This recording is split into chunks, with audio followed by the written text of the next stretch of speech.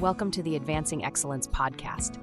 In today's episode, we're tackling an important topic that's shaping the future of the digital world: digital accessibility. Joining the conversation is Lindsay Chelf, AOE's Director of Design and a passionate advocate for inclusive design. With her extensive expertise, Lindsay shares practical insights and strategies to help organizations create accessible digital experiences. Let's begin the podcast.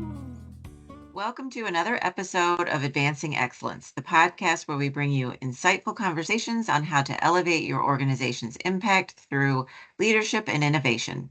I'm your host, Janice Kleins, Marketing Manager at AOE, and today we're tackling an important topic that's shaping the future of the digital world: digital accessibility.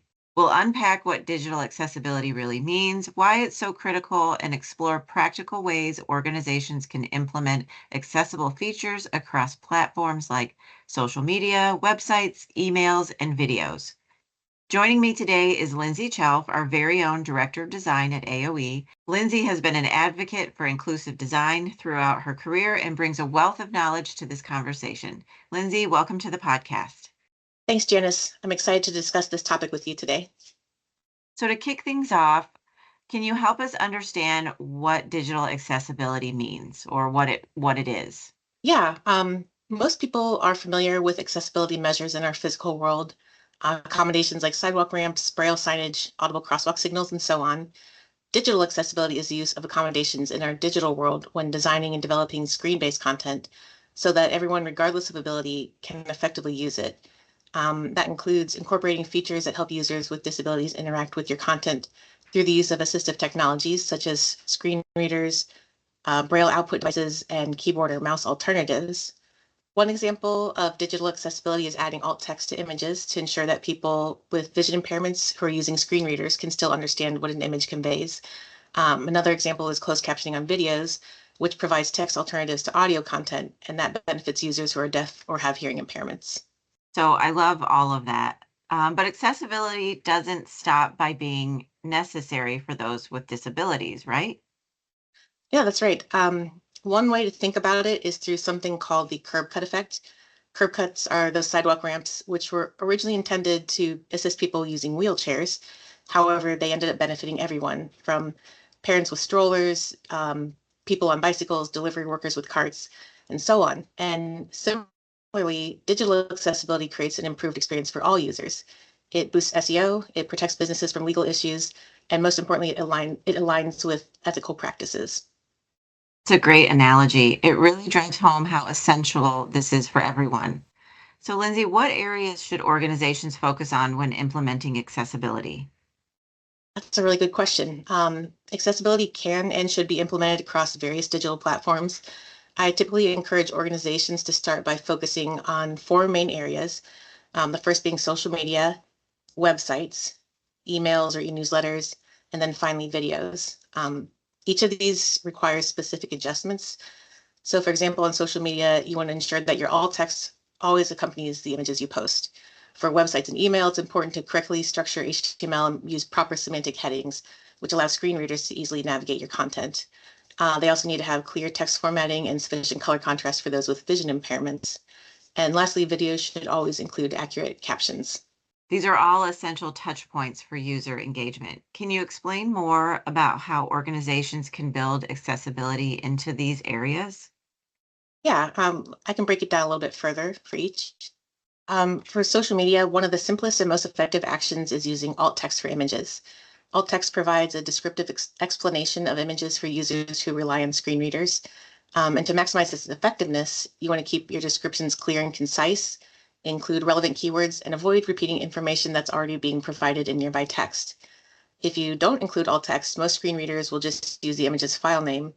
You'd much rather users hear something like two construction workers reviewing project plans on a table wearing safety vests and hard hats instead of something like img_3825.jpg. So what about websites and emails? How can they be optimized for accessibility? For websites, structuring HTML properly is essential.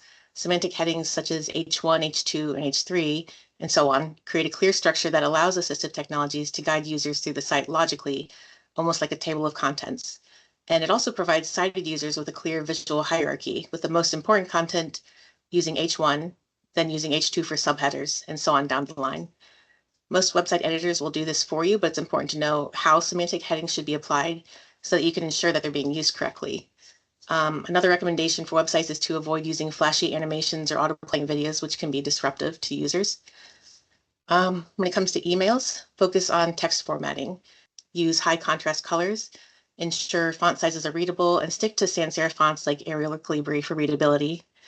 Additionally, you want to use descriptive link text, and that means instead of using click here as a text for a clickable link, opt for something more descriptive like read our full blog on accessibility practices, so users know exactly where they're going when they click. And what about videos? For videos, you always want to include captions. You can choose between closed captions that can be toggled on and off by the viewer, or open captions which are embedded in the video and can't be turned off. Captions not only ensure accessibility for individuals who are deaf or hard of hearing, but they also boost SEO because the video transcripts generated from captions improves searchability. It's important to make sure your captions are accurate, consistent, clear, and readable. You want to strive to be error-free in your captioning, be consistent with placement and formatting of the captions, clarify anything that may not be obvious to a person with hearing impairments, such as identifying when different speakers are talking, and use legible fonts that are displayed on screen long enough for users to be able to read them. This all sounds great, Lindsay, but I imagine some organizations might feel overwhelmed by where to begin. What's your advice for this? It can definitely feel very overwhelming, but the key is to start small by prioritizing changes that have an immediate impact. For example, adding alt text to all your new social media posts, or reviewing your website's color contrast and adjusting accordingly, or enabling captioning for videos, especially on platforms like YouTube. Though it's important to remember that automatic captions aren't always accurate, so it's always good to get in there and make corrections if necessary. And then lastly, leverage online tools or services to test your website and flag accessibility issues for you. Starting with small incremental changes can build momentum and help demystify the process. That's great advice, Lindsay. Before we wrap up, any final thoughts to our listeners? When it comes to digital accessibility, don't let perfect be the enemy of good. You don't have to do it all at once. Every step you take towards making your digital content more accessible is a step in the right direction, no matter how small it may feel. When it comes to digital accessibility, it's more than just compliance or checking a box. It's about creating a more inclusive digital world where everyone has equal access to information. And even the little changes add up to make a big impact. This is wonderful. And for our listeners, if you want to learn more about implementing accessibility changes within your organization, we've compiled a resource list that includes helpful tools and guides. Check out the notes for the links. And thank you, Lindsay, for joining me today and sharing your expertise. Thanks, Janice. It was a pleasure. That's it for today's episode of Advancing Excellence. Don't forget to subscribe to the podcast for more insights on leadership, innovation, and building a better future for everyone. Until next time, keep striving for excellence. Thank you for listening to today's episode of the Advancing Excellence podcast. If you have any comments or questions, please get in touch with us at info@aoeteam.com. Don't forget to follow AOE on LinkedIn at Advancing Organizational Excellence, and be sure to subscribe to this podcast so you never miss an episode.